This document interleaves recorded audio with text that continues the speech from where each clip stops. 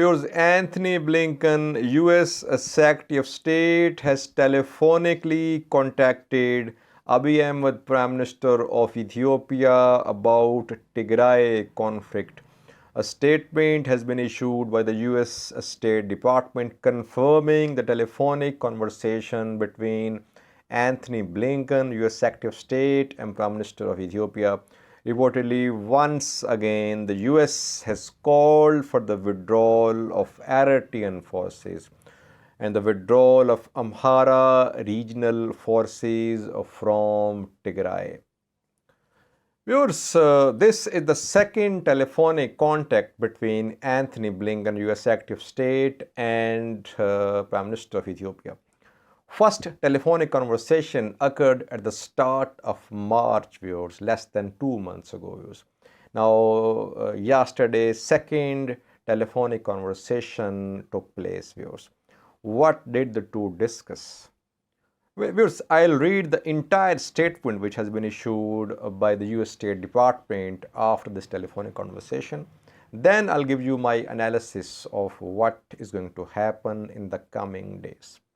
The statement says, Secretary of State Anthony J. Blinken spoke with Ethiopian Prime Minister Abiy Ahmad today to reiterate the United States' grave concern about the deteriorating humanitarian and human rights crisis in the country, including the growing risk of famine in Ethiopia's Tigray region, as well as ongoing insecurity in other parts of the country.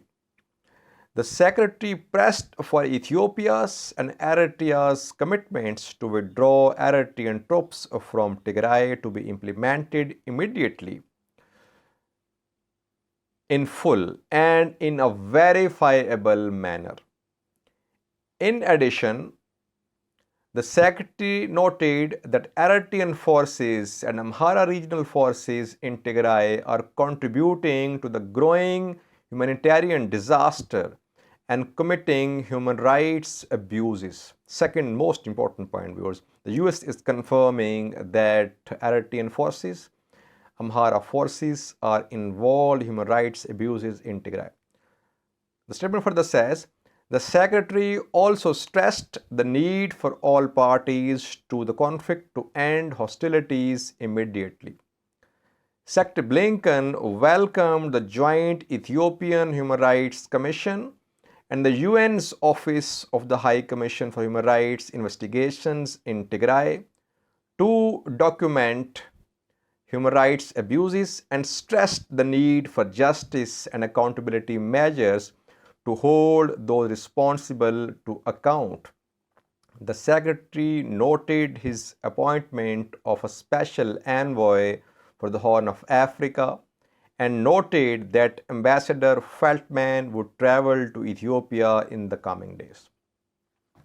Viewers, the US has taken one step further, viewers. The US is now calling for the withdrawal of Eritrean forces in a verifiable manner. First thing. Second thing, viewers, is now the US is openly saying that Eritrean forces and Amhara regional forces are involved in human rights abuses. And thirdly, viewers, the US is saying that those responsible for human rights abuses must be held accountable. I think US position on Tigray is getting stronger. This is a very strong message delivered by Anthony Blinken, US Secretary of State, to Abiy Prime Minister of Ethiopia, that Ethiopian government must abide by its commitment regarding the withdrawal of Eritrean forces from Tigray.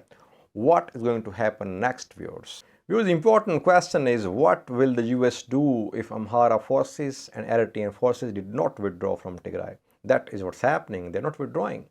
Well, so far the US has not announced any restrictive measures, any sanctions, any threat of sanctions against Ethiopia and Eritrea in case of their non-compliance regarding their commitments about the withdrawal of their forces from Tigray.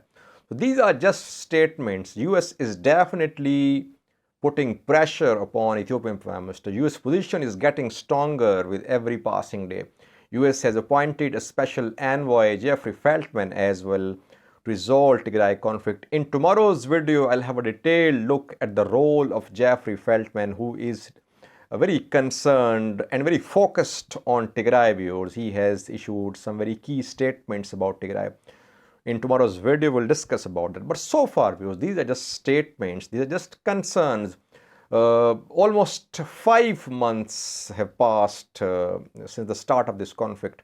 And the US is just issuing statements. That is what they can do, because they cannot afford to offend Ethiopian government, because right in Sudan, neighboring country Russia is establishing a naval base. I don't think US would like to lose Ethiopia as a partner. That is why we'll see US putting pressure, we'll see verbal statements, but US will not take any unilateral action in Tigray. Then, viewers, we have seen at the UN Security Council as well that the US is alone there. A joint statement which was issued just a few days ago at the UN Security Council showed that the US is alone at the UN as well. No other country is calling for the withdrawal of Amhara forces and Eritrean forces as strongly as the US is doing. So US needs support of other countries as well, viewers. That is why I'm saying that in the coming days, we might not see any concrete measures by the US in case of non-compliance by Ethiopia and Eritrea about their commitments of withdrawal from Tigray. Jeffrey Feltman's role is very crucial. What will he do? After assessing the ongoing situation, what recommendations will he submit to the US government? And after his assessment, what will the US government do? Can US unilaterally push Eritrea and Ethiopia to withdraw their forces from Tigray? Can the US do it? Does the US have this amount of leverage in this area that it can push Eritrean and Ethiopian forces out of Tigray? That remains to be seen, but US, its position is getting stronger about the withdrawal of Eritrean and Amhara forces from Tigray. Ethiopian government, Eritrean government are announcing cosmetic measures. They are saying that the withdrawal has started, but on ground there is nowhere to be seen the withdrawal of Eritrean forces. Even the UN Under Secretary General for Humanitarian Affairs, Mark Lowcock, has also confirmed that there are no signs of Eritrean forces leaving Tigray. So everyone knows that Eritrean forces are still in Tigray.